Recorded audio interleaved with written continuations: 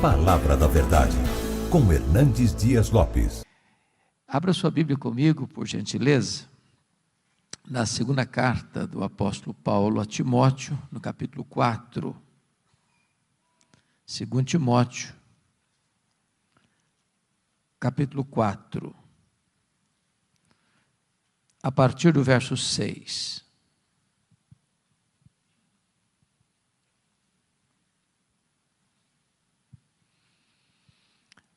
Todos vocês sabem que das 13 cartas que Paulo escreveu, esta é a última carta. E Paulo escreve esta carta da sua segunda prisão em Roma. Ele escreve essa carta na masmorra mamertina, uma prisão insalubre, escura, fétida, de onde as pessoas saíam leprosas ou para o martírio. Paulo escreve essa carta não como um apóstolo, um pregador, mas ele escreve essa carta debaixo de uma pesada acusação de ser um malfeitor, um bandido, um criminoso. Acusado de ser o líder dos incendiários de Roma. Paulo escreve essa carta depois de ter todos os irmãos da Ásia o abandonado, e até Timóteo, seu filho, estar com vergonha dele. Paulo escreve essa carta depois de ser condenado à pena de morte, no corredor da morte, aguardando o dia da sua execução. É com esse sentimento que ele vai relatar para nós suas últimas palavras registradas na Bíblia antes de morrer. Portanto, o texto que vamos ler tem um peso enorme, uma carga emocional profunda. E é com esse sentimento que eu convido você a considerar essa passagem. Paulo escreve assim: quanto a mim, eu já estou sendo oferecido por libação, e o tempo da minha partida é chegado. Combati o bom combate, completei a carreira, guardei a fé. Já agora a coroa da justiça me está guardada, a qual o Senhor reto juiz me dará naquele dia.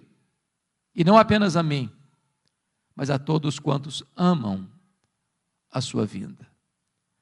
Procura vir ter comigo depressa, porque Demas, tendo amado o presente século, me abandonou e se foi para Tessalônica. Crescente foi para a Galácia, Tito para a Dalmácia. Somente Lucas está comigo. Toma contigo Marcos e traze-o, pois me é útil para o ministério. Quanto a Tíquico, mandei-o até Éfeso. Quando vieres, traz a capa que deixou em Trode, na casa de Carpo, bem como os livros, especialmente os pergaminhos. Alexandre, o latoeiro, causou-me muitos males. O Senhor lhe dará paga, segundo as suas obras. Tu guarda-te também dele, porque resistiu fortemente às nossas palavras. Na minha primeira defesa, ninguém foi a meu favor, antes todos me abandonaram. Que isso não lhe seja posto em conta. Mas o Senhor me assistiu e me revestiu de forças, para que por meu intermédio a pregação fosse plenamente cumprida, e todos os gentios ouvissem, e fui libertado da boca do leão. O Senhor me livrará também de toda obra maligna, e me levará salvo para o seu reino celestial. A Ele glória pelos séculos dos séculos. Amém. Amém. Eu vou pedir permissão a vocês, para só voltar nesse texto, já no final da minha fala. Eu quero nesta noite apresentar a vocês o apóstolo Paulo. Este que foi certamente o maior evangelista, o maior missionário, o maior teólogo, o maior plantador de igrejas da história do cristianismo. Este homem que dos 27 livros do Novo Testamento escreveu 13. Este homem que percorreu as províncias do Império Romano, plantando igrejas na província da Galácia, da Macedônia, da Acaia, da Ásia Menor, que de Jerusalém ao Ilírico realizou a obra de Deus.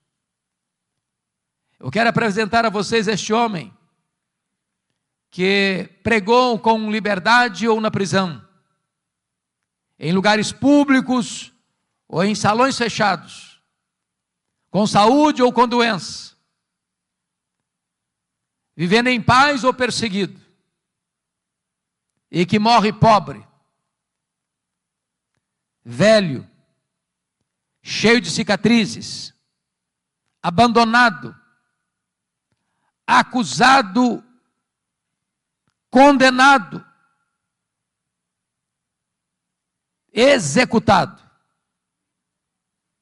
Mas este homem, muito embora tenha fechado as cortinas da vida diante de uma providência tão carrancuda, é mais influente na história do que todos os Césares de Roma juntos. Quem é este homem? Eu gostaria de apresentar a vocês nesta noite este homem.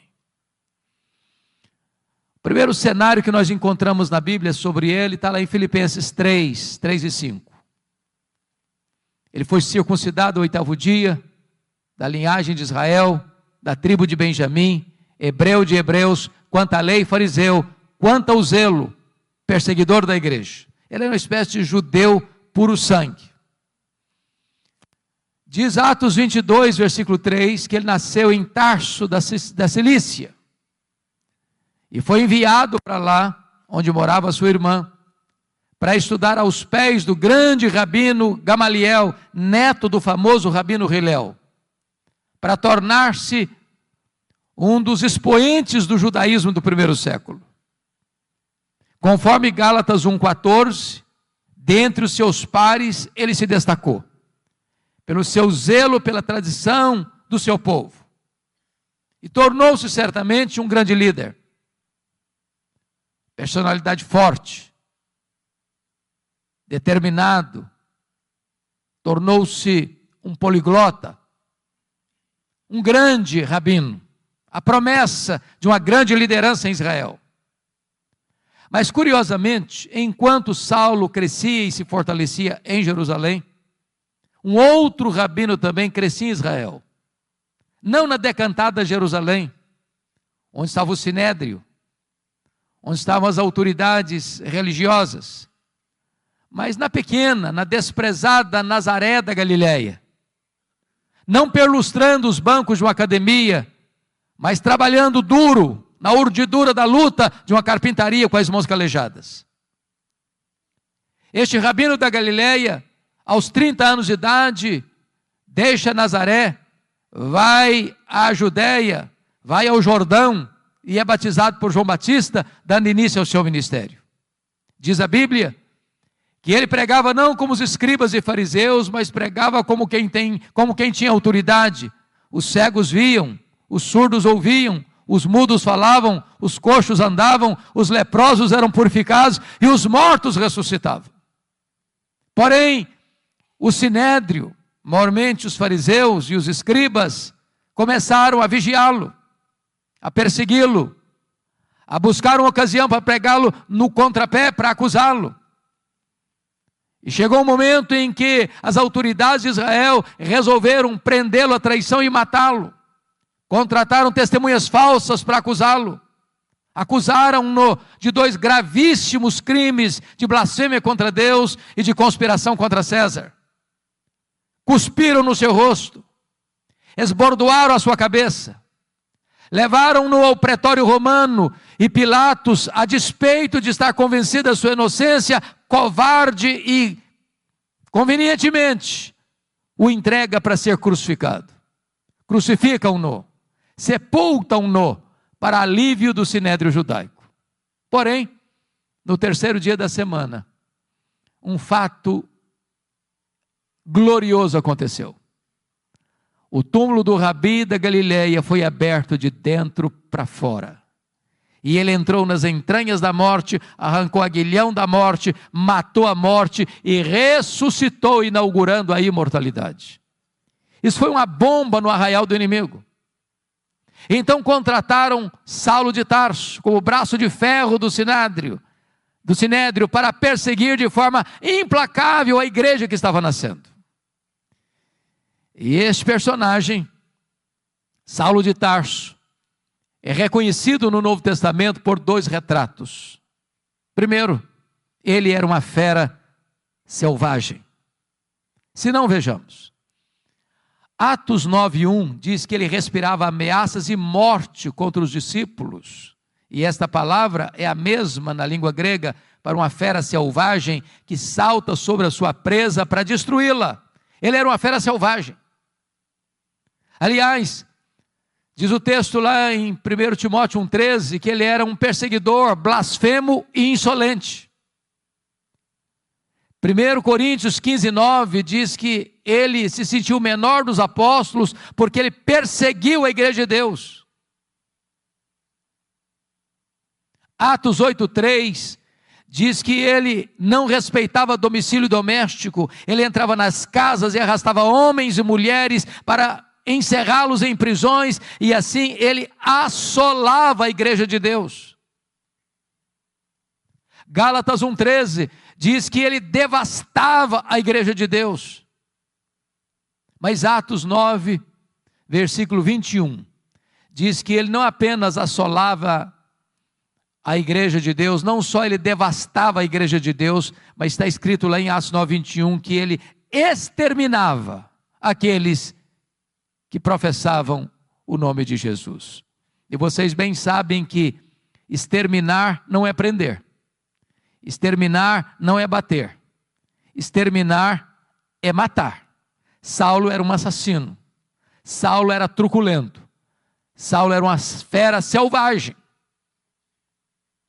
Mas isso fica ainda mais claro quando você olha Atos 22:4, que diz que ele perseguiu o caminho até a morte.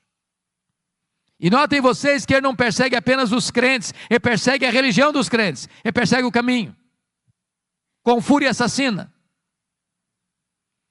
Mas Atos 26, versículo 9, diz que ele entendia que devia fazer muitas coisas contra o nome de Jesus. Em outras palavras, ele não perseguia apenas os crentes, ele não perseguia apenas a religião dos crentes, ele perseguia o Deus dos crentes, ele perseguia Jesus.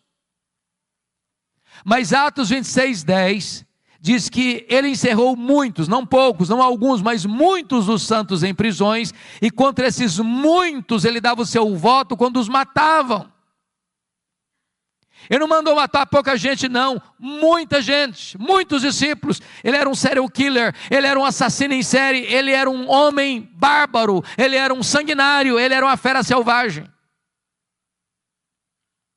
Mas Atos 26:11 disse que por todas as sinagogas ele perseguia os cristãos, forçando-os a blasfemar.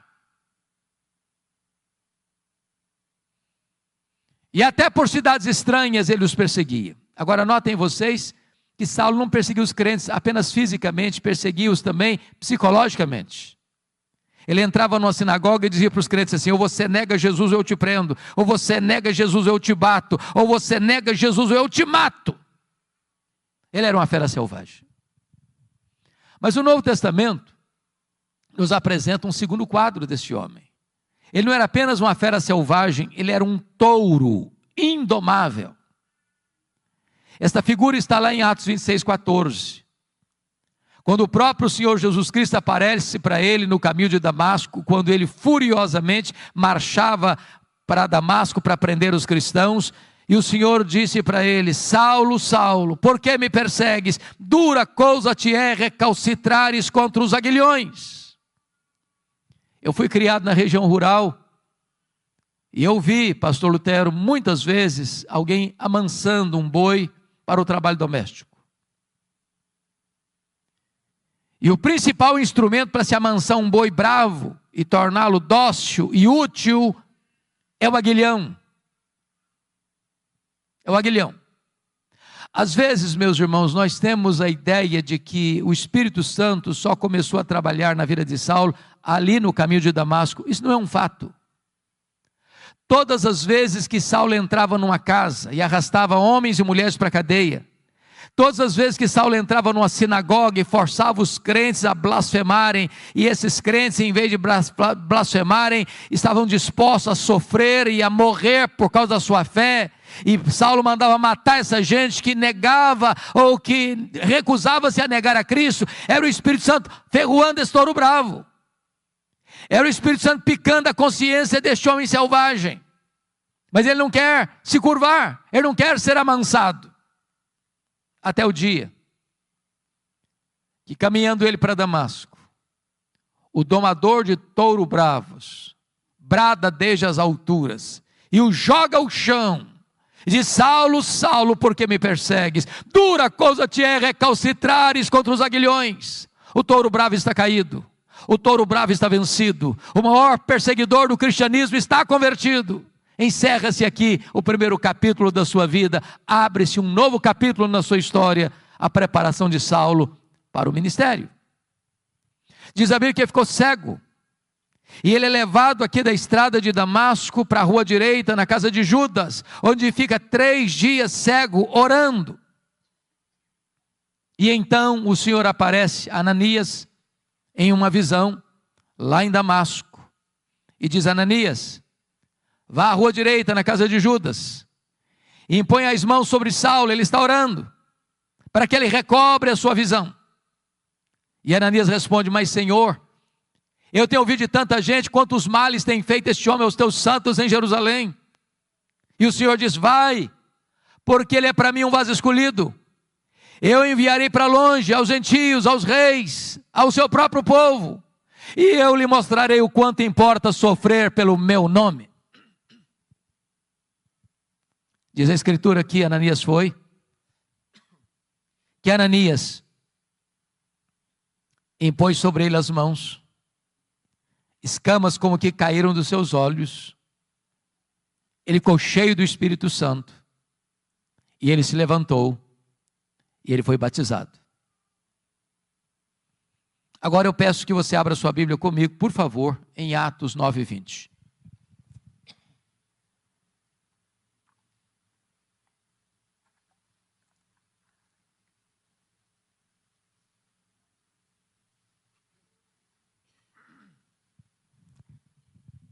Veja você que logo que ele foi curado, logo que ele foi revestido com o Espírito Santo, logo que ele foi batizado, está escrito que então ele começa a pregar em todas as sinagogas de Damasco, afirmando que Jesus é o Filho de Deus. Agora olhe comigo Atos 9:22, por favor. Saulo mais e mais se fortalecia, confundindo os judeus, demonstrando que Jesus é o Cristo, é o Messias. Agora eu pergunto a você, há alguma diferença entre o que ele fez no verso 20 para o que ele fez no verso 22?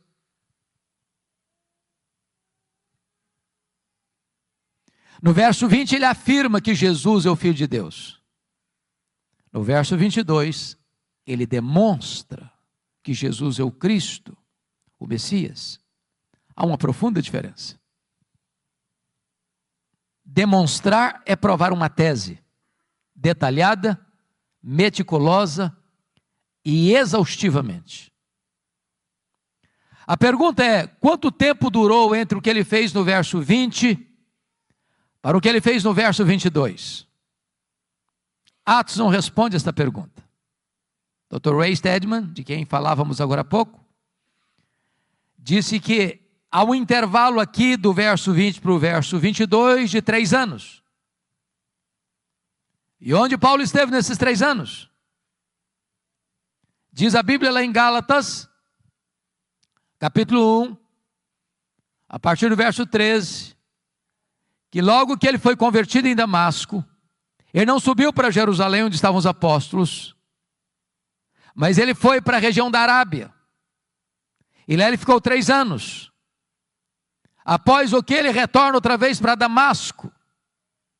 E a pergunta é: o que ele ficou fazendo 3 anos na Arábia?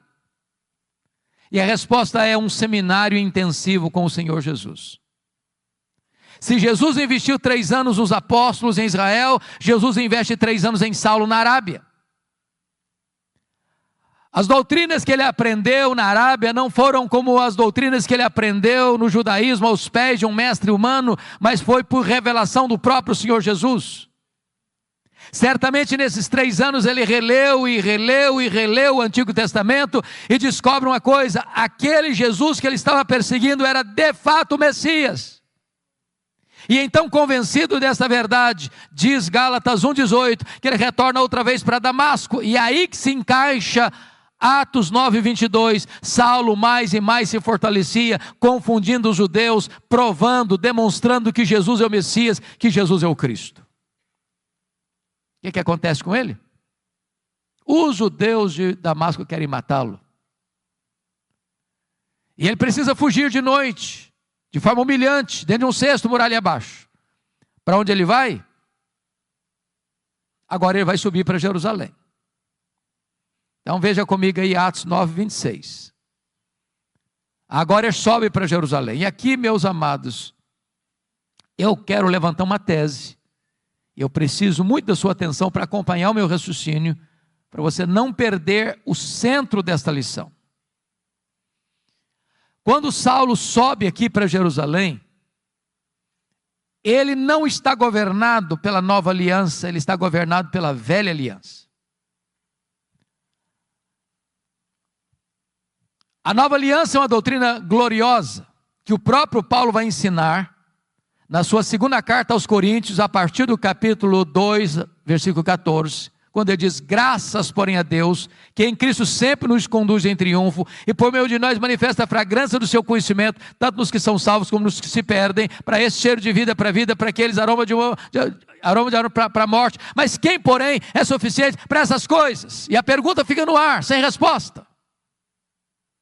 E a resposta só chega no capítulo 3, versículos 4 e 5, quando ele diz: a nossa suficiência vem de Deus. Quando Moisés desceu do Monte Sinai, com as tábuas da lei, o povo disse para Moisés: tudo que o Senhor falou, nós faremos. E eu pergunto a vocês: fizeram? E a resposta é não. Por que não?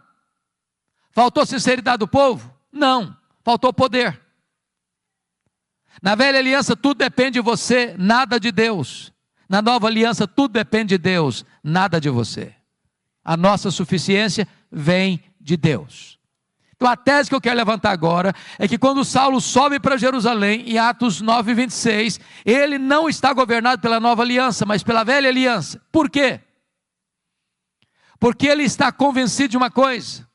Ele está convencido de que ele será o grande líder da igreja de Jerusalém. E ele tinha motivos para isso? Primeiro, todos os apóstolos de Jesus, exceto Judas Iscariotes, eram galileus. E vocês bem sabem que aqui na Judéia, os galileus eram tidos como gente de segunda classe. Tanto é fato que quando o Espírito Santo foi derramado, lá em Atos 2, o derramamento do Espírito produziu na multidão 3 reações. Primeiro, ceticismo. O que quer isso dizer? Segundo, preconceito. São galileus. Terceiro, zombaria. Estão bêbados. Saulo deve ter pensado assim: esses galileus aqui na Judéia, aqui em Jerusalém, não vão conseguir nada não. Segundo, os apóstolos do Senhor Jesus Cristo, além de galileus, eram iletrados. Jerusalém era a capital intelectual da teologia. Lá estavam os escribas, lá estavam os fariseus, lá estavam os saduceus, lá estavam os teólogos da época. E Saulo deve ter pensado: esses discípulos aí, além de galileus, são iletrados, eles não vão conseguir nada aqui em Jerusalém. Saulo deve ter pensado assim: eu tenho o melhor preparo, eu tenho o melhor currículo, eu tenho melhor performance, eu tenho as características que essa cidade precisa para que o evangelho deslanche aqui. Sabe o que aconteceu? Veja aí Atos 9,26. Quando ele chega em Jerusalém, os discípulos todos não acreditaram na conversão dele. Pensaram que ele estava sabotando a fé para perseguir os cristãos e bater a porta da igreja na cara dele. Para quem queria ser líder, nem recebido foi. Aí Atos 9:27 diz que Barnabé o acolhe, que Barnabé o apresenta aos apóstolos, e que agora ele é acolhido na igreja, e agora ele tem desenvoltura na igreja, agora ele discute com os helenistas, os judeus nascidos fora de Israel, e de repente os helenistas tomam a decisão: nós vamos matar Paulo. E aí Atos 9:29 diz que os discípulos se reuniram e falaram assim para Paulo: olha, você tem que ir embora da nossa igreja, dá para você ser nosso pastor não. Agora preste atenção no que eu vou lhes dizer. Não é fácil para um pastor estar convencido que deve ficar na igreja, quando os membros da igreja estão convencidos que deve ir embora da igreja. Não é fácil não. Mas sabe o que aconteceu com ele? Ele não foi embora. Mas não era só os crentes que queriam que ele fosse embora não. Atos 22, versículo 17, diz que ele estava no templo orando, quando o Senhor aparece para ele numa visão e diz: vai embora de Jerusalém, porque eles não vão te ouvir. Hoje, gente, ser mandado embora de uma igreja, pelo conselho da igreja, pelos membros da igreja, é uma coisa. Mas ser mandado embora da igreja pelo próprio Deus, parece que não sobra mais opção. Sabe o que aconteceu com ele? Ele não foi embora. Ele começa a discutir com Deus. Ele começa a razoar com Deus. Mas Senhor, eu persegui a igreja aqui.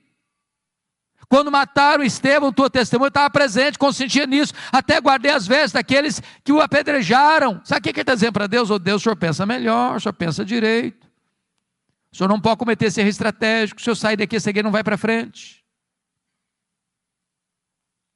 Eu não posso sair daqui. Sabe o que aconteceu? Deus não mudou. Foi Saulo quem teve que mudar e mudar-se. Deus diz: vai! Sabe o que aconteceu com ele? Ele não foi. Foi não. Volta lá para Atos 9:30. Porque diz o texto que os discípulos se reuniram e o levaram até Cesareia. Preste atenção, ele não foi, ele foi levado. Ele não saiu, saíram com ele. Ele sai de Jerusalém como Ló saiu de Sodoma a reboque. Mas de Cesareia mandaram-no para onde? Para Tarso. E onde era Tarso? A cidade que ele nasceu. Sabe o que Deus está dizendo para esse cara que quer ser líder, que se acha insubstituível? Meu filho, se você pensa que eu preciso de você, você está muito enganado. É você que precisa de mim. Então faz uma coisa, arruma as malas e volta para casa. E sabe quanto tempo ele ficou no molho, no anonimato, longe dos holofotes? Mais de 10 anos. Sabe por quê? Porque eu tinha que aprender primeiro essa grande verdade: tudo depende de Deus, nada depende de mim. Mas o pior não tinha acontecido não. O pior é Atos 9:31.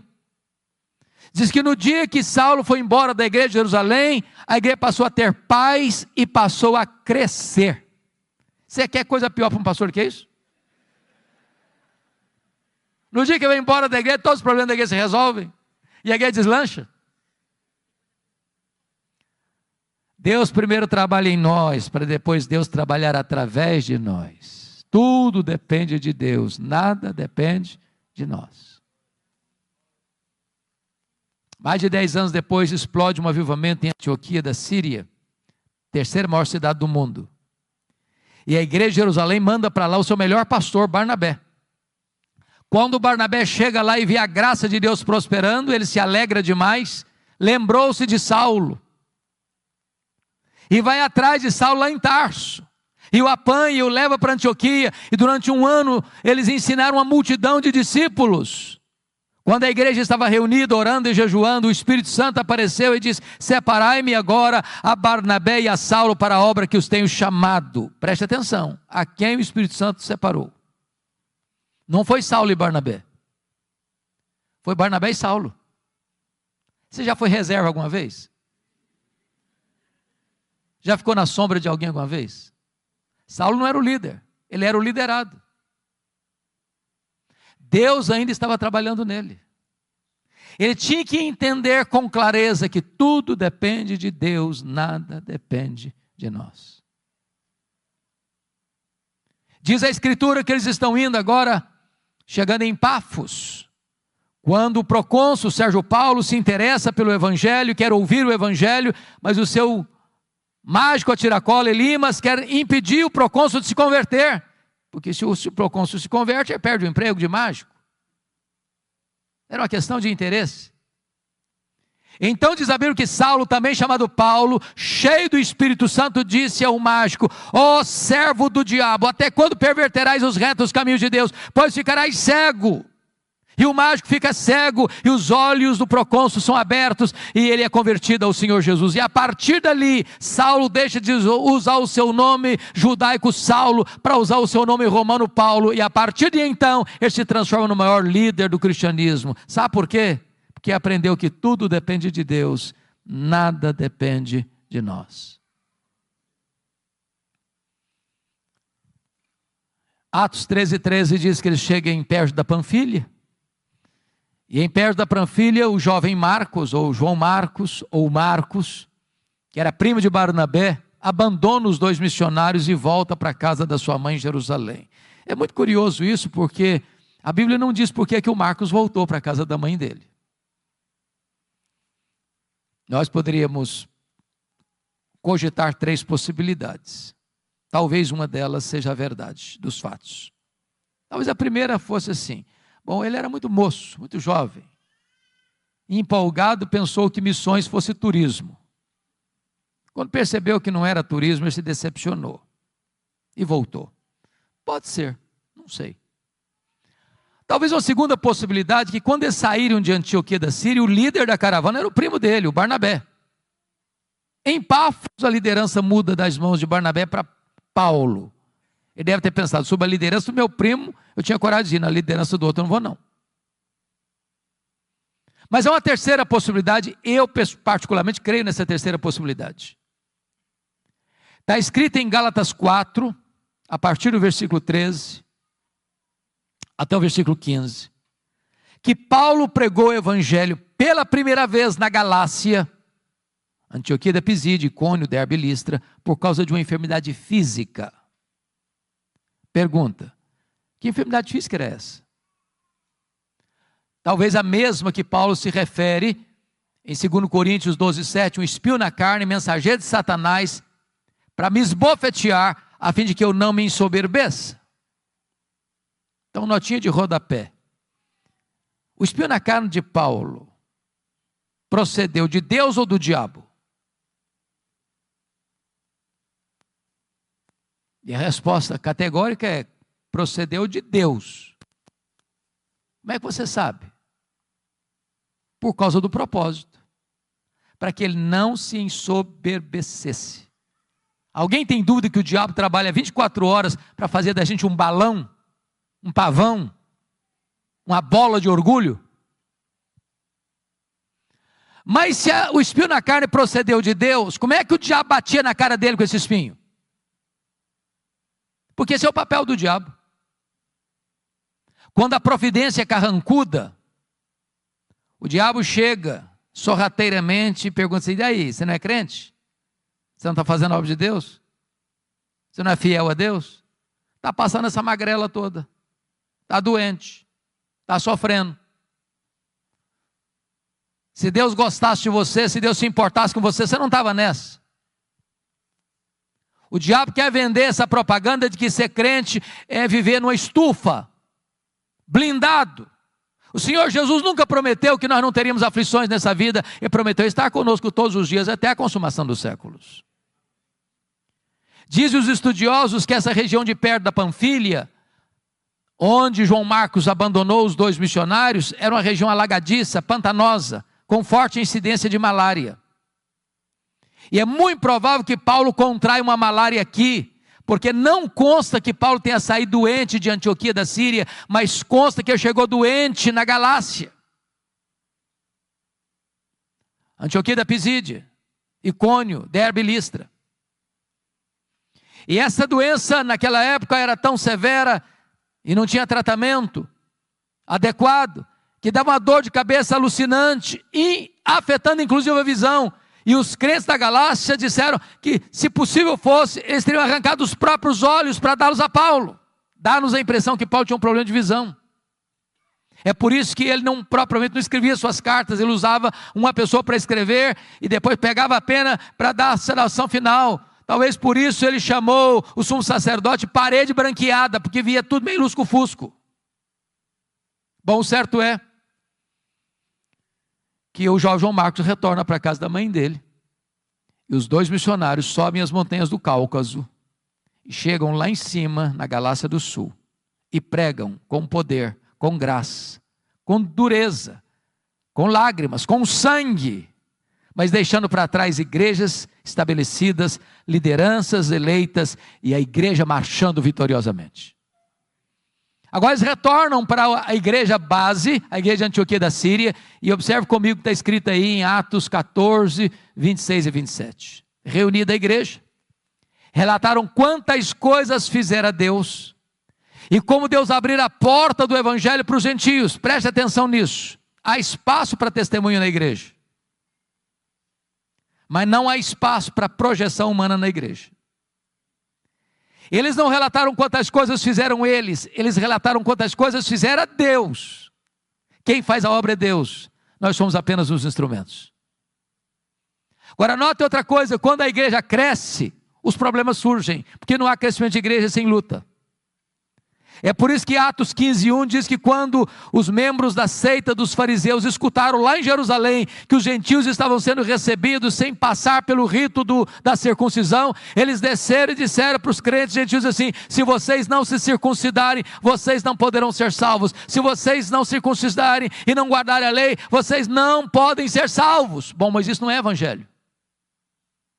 E se afirmar que o sacrifício de Cristo não foi suficiente, e se afirmar que sua fé em Cristo não é o bastante, então vou lhes dizer algo muito solene agora. Não adianta fazer missões se a teologia é ruim, porque se a teologia é ruim, quanto mais se prega, pior fica. Então não dá para fazer uma segunda viagem missionária sem corrigir a rota teológica da igreja. O que fizeram?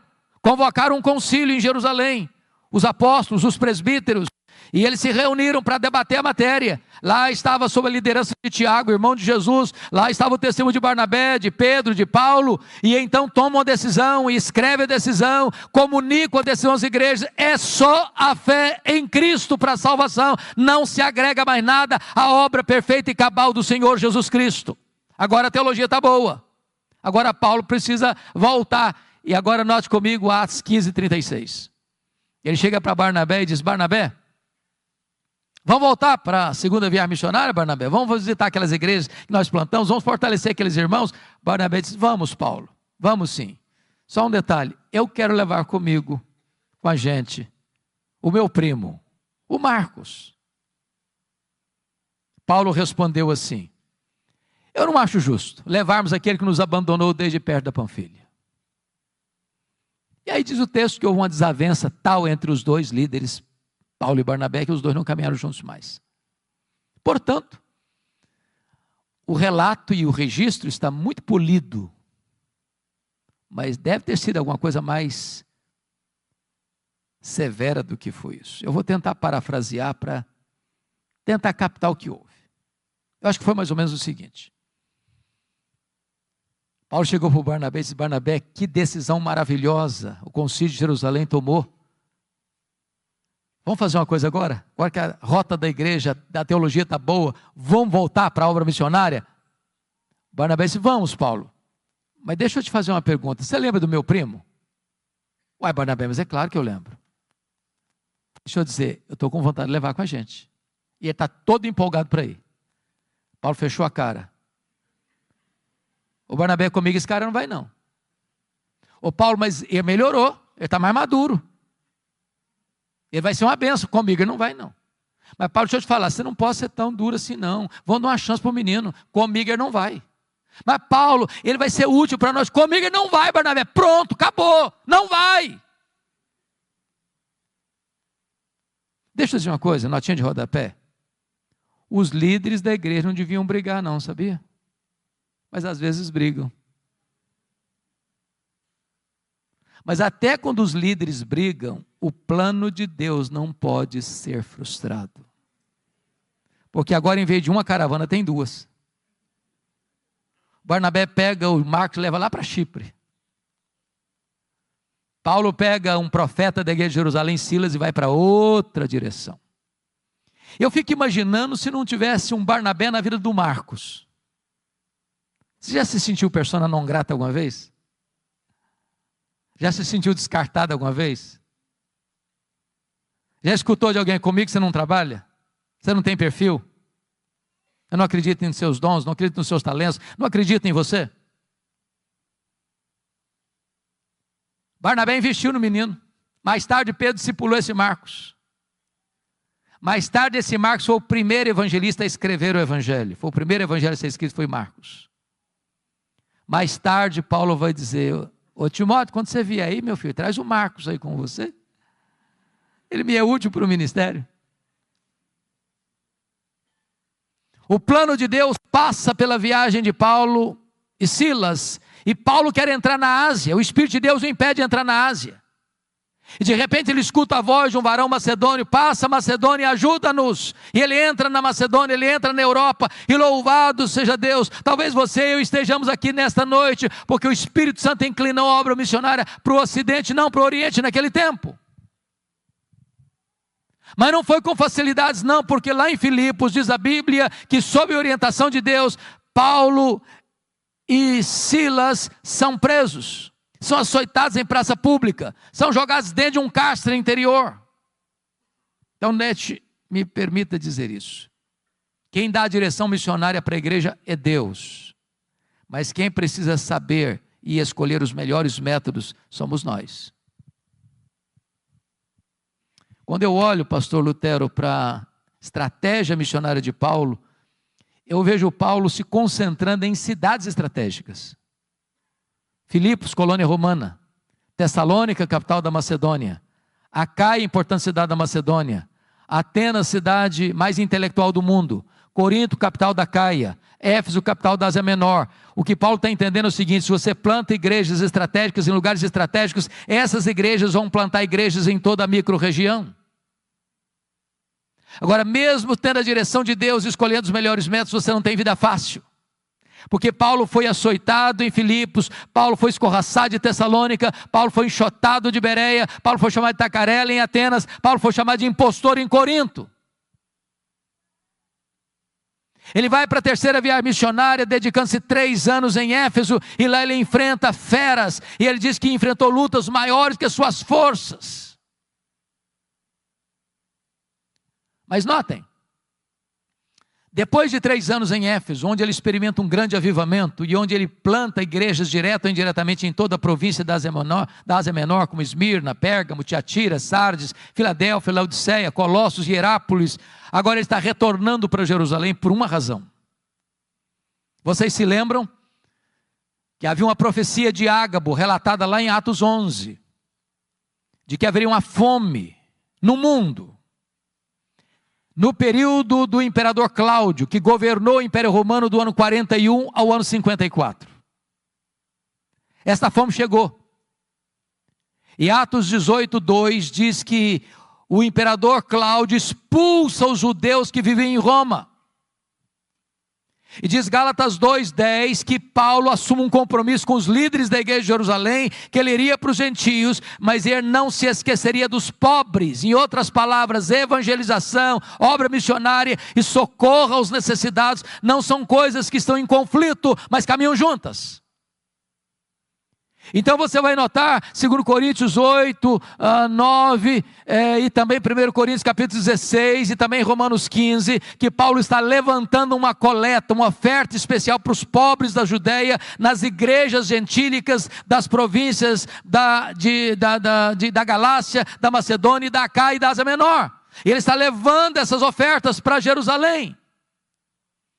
Quando ele chega e desembarca em Cesareia Marítima, Ágabo o prende com um cinto e diz: é isso que eles vão fazer com você lá em Jerusalém. Os discípulos tentam demovê-lo. Ele diz: vocês estão fazendo comigo? Eu estou pronto não só a ser preso em Jerusalém, eu estou pronto a morrer por Jesus em Jerusalém. E ele chega lá, e ele entrega as ofertas, e ele é preso. 40 judeus entram em voto de anátema, dizendo: nós não vamos comer, nós não vamos beber, enquanto nós não matarmos Paulo. A notícia vaza, chega o sobrinho de Paulo, ele vai e comunica a Paulo, que comunica ao comandante, e naquela mesma noite Paulo é trasladado de Jerusalém para Cesareia Marítima, onde ficava todo o aparato militar de Roma, e Paulo fica ali 2 anos sendo acusado pelos judeus, sob a égide dos governadores Félix e Festo. Agora preste atenção nisso. Com a mudança de governo de Félix para Festo, toda transição de governo é época de reivindicações. Então, o Sinédrio jeitosamente disse para o governador Festo: ô governador, esse preso aí está no fórum errado. O fórum dele não é Cesareia, é Jerusalém.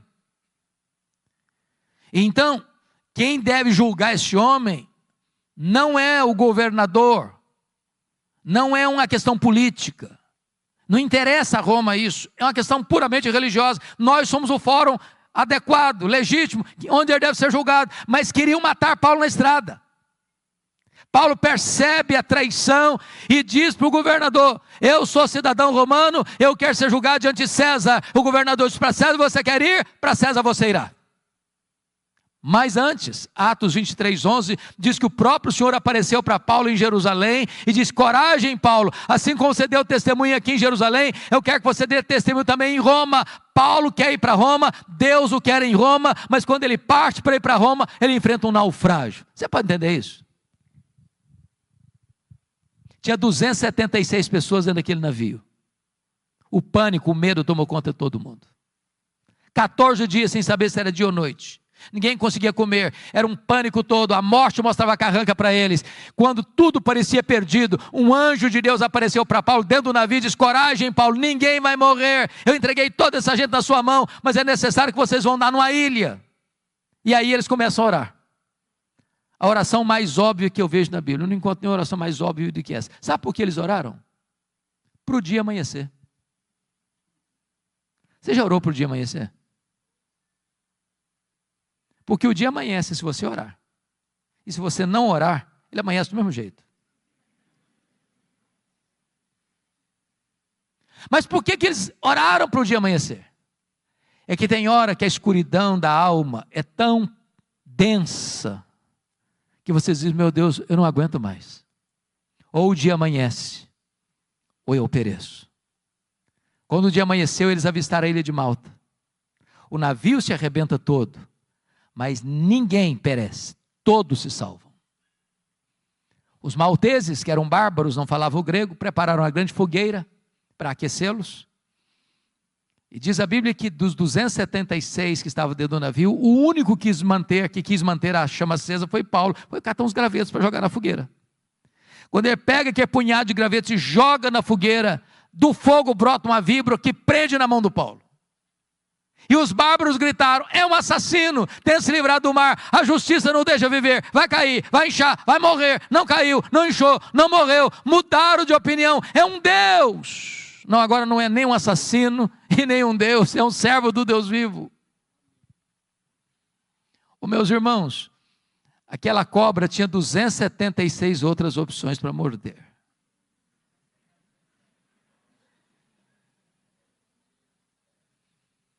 Pois bem, agora Paulo fica os 3 meses de inverno pesado ali na ilha de Malta, porque era a providência de Deus. Sabe por quê? O prefeito da cidade estava doente, Paulo orou por ele, o pai do prefeito estava doente, Paulo orou por ele, foi curado, os demais enfermos vieram, Paulo orou por eles, eles foram curados. Aí você aprende uma coisa: não foi a tempestade que levou Paulo para a ilha de Malta, foi a mão da providência divina. Tem hora que parece que a vida está de ponta cabeça, e Deus está escrevendo o capítulo mais emocionante da sua vida. Paulo chega em Roma não como gostaria de ter chegado. E queria ter chegado para ficar com a igreja, para encorajar a igreja, para ser abençoado pela igreja, para ser enviado para a Espanha pela igreja de Roma. Mas ele chega preso, chega algemado. Mas ele vai dizer na carta aos Filipenses 1,12 assim: meus irmãos, eu quero que vocês saibam que as coisas que me aconteceram têm antes contribuído para o progresso do Evangelho. Agora notem isso. Você poderia chegar para Paulo e perguntar assim: ô Paulo, que coisas lhe aconteceram? Que coisas, Paulo? E ele podia fazer um resumão para nós.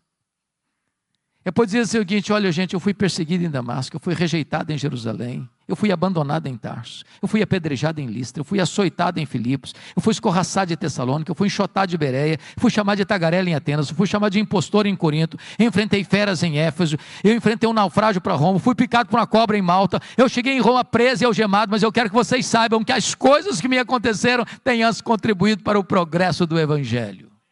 Se eu não crê em acaso, se eu não crê em sorte, se eu não crê em azar, se eu não crê em determinismo cego, se eu não crê que a mão de Deus dirige o seu destino. E porque ele está preso em Roma, em Filipenses 1, ele diz que 3 coisas aconteceram com ele. Primeiro, as igrejas foram mais encorajadas a pregar. Quando viram Paulo preso e trabalhando, se mexeram.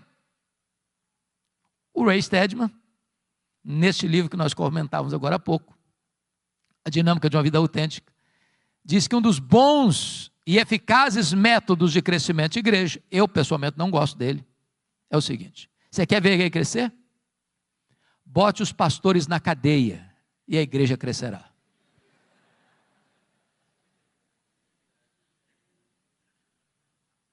Segundo, porque Paulo estava preso, dizer que toda a guarda pretoriana tomou conhecimento das suas cadeias em Cristo. E a pergunta é: o que era a guarda pretoriana?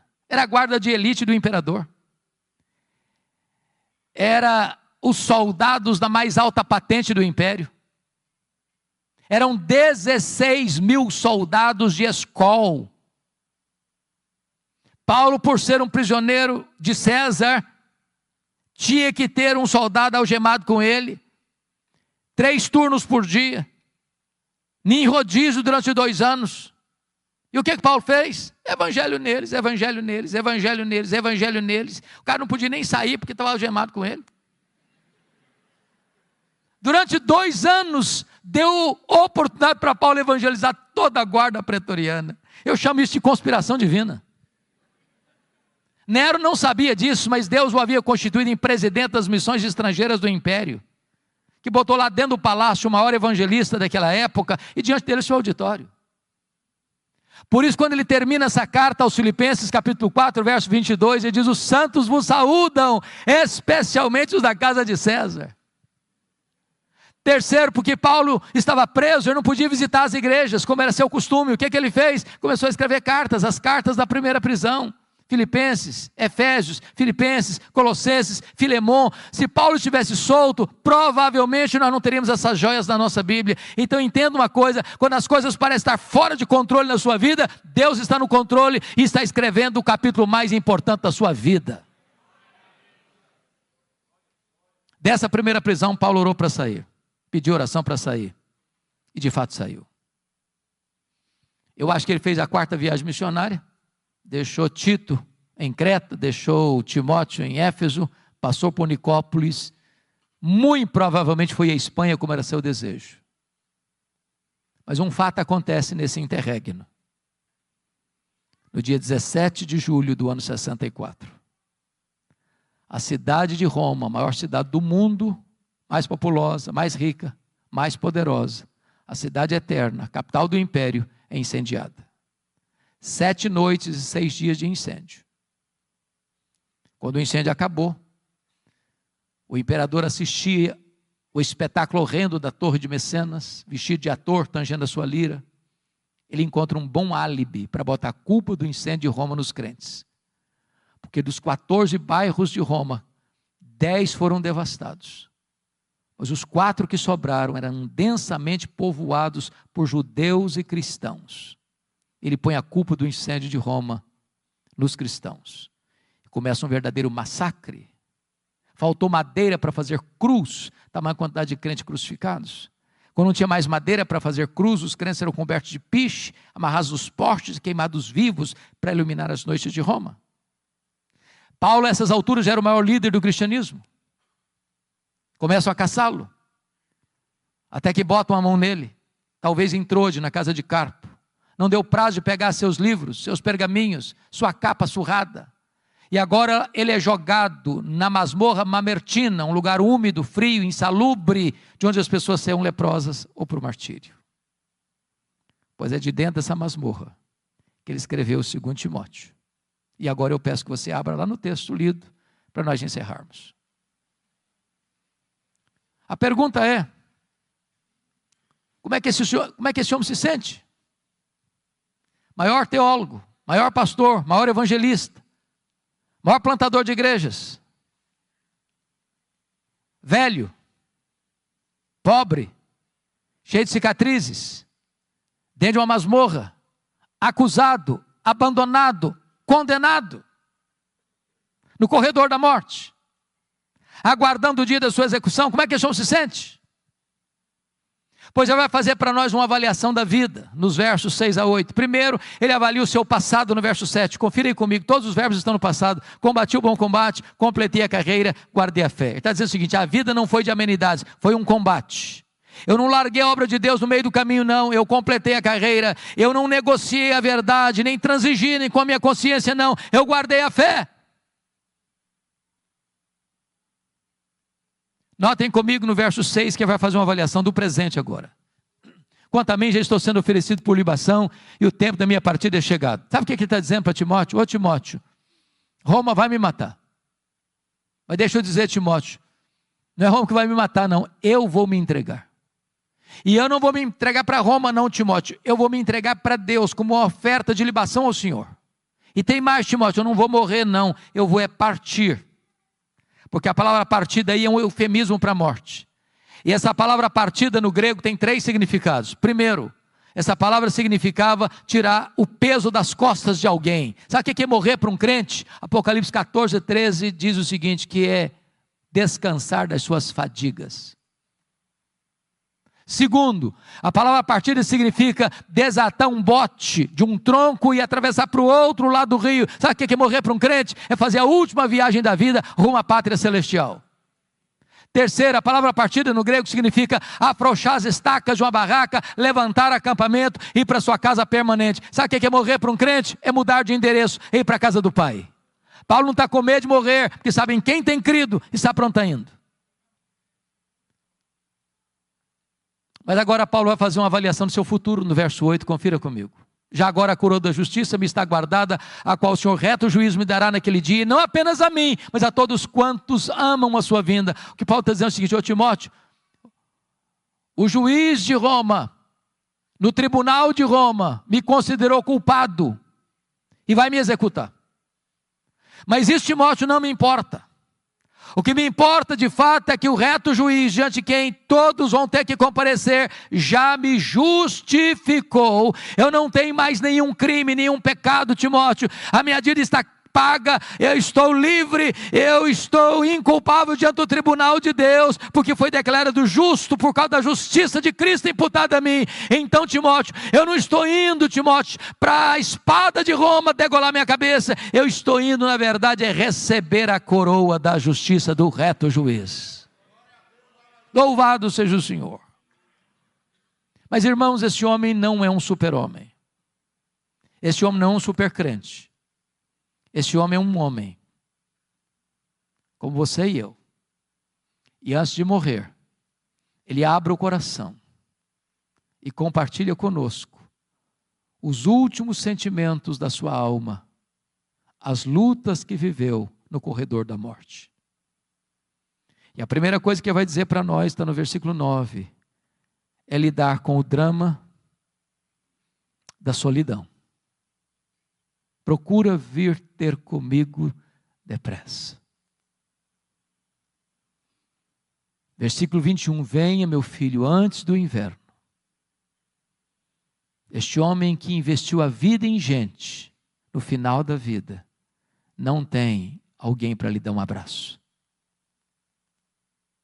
Segundo, ele vai compartilhar conosco a dor do abandono no versículo 10. Demas, tendo amado o presente século, me abandonou.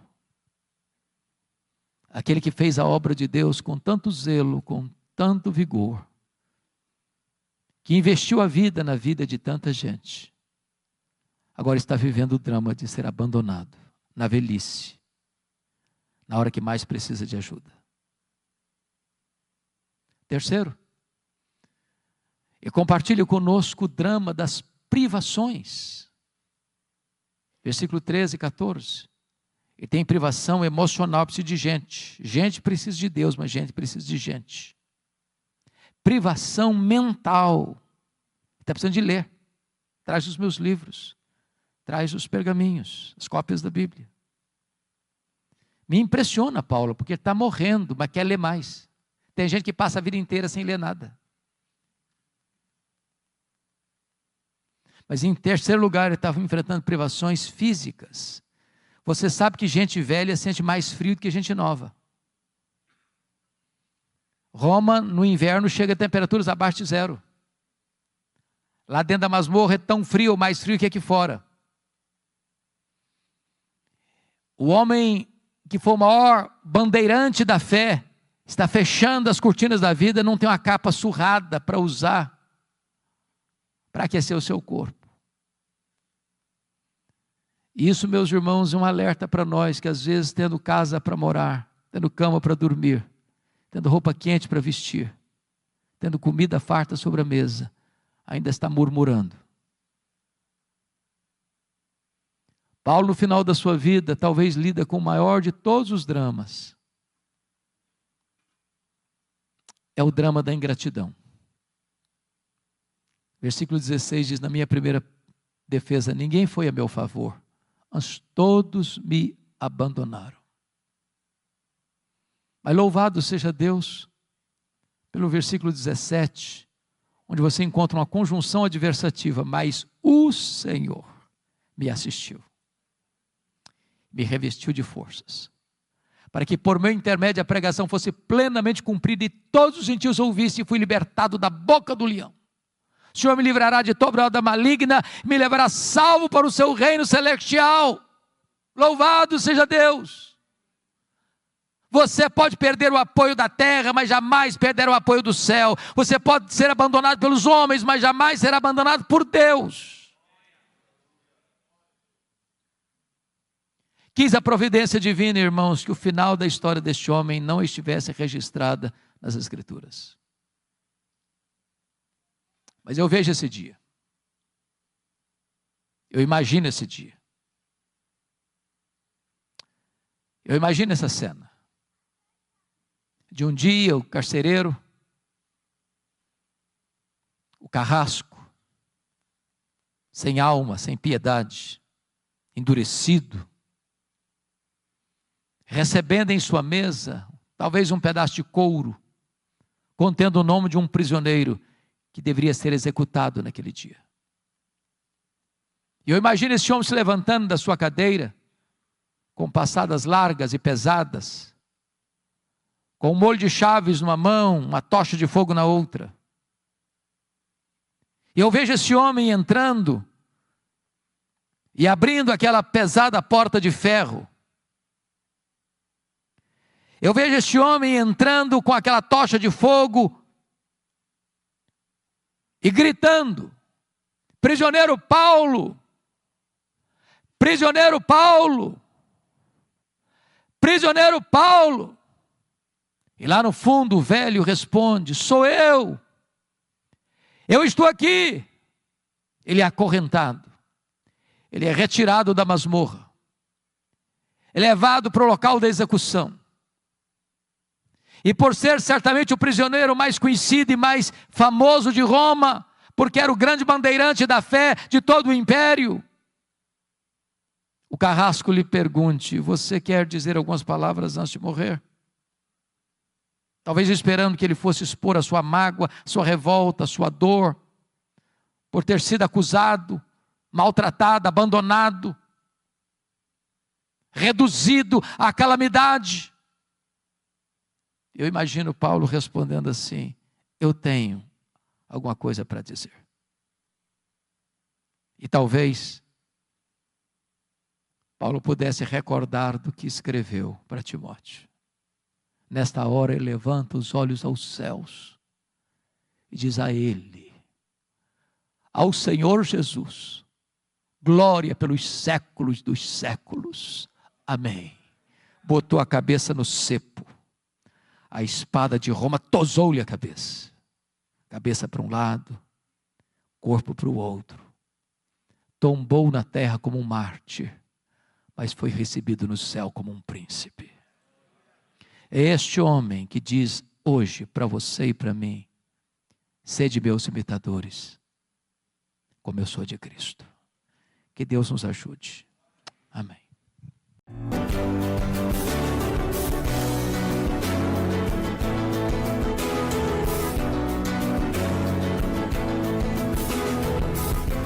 Palavra da Verdade, com Hernandes Dias Lopes.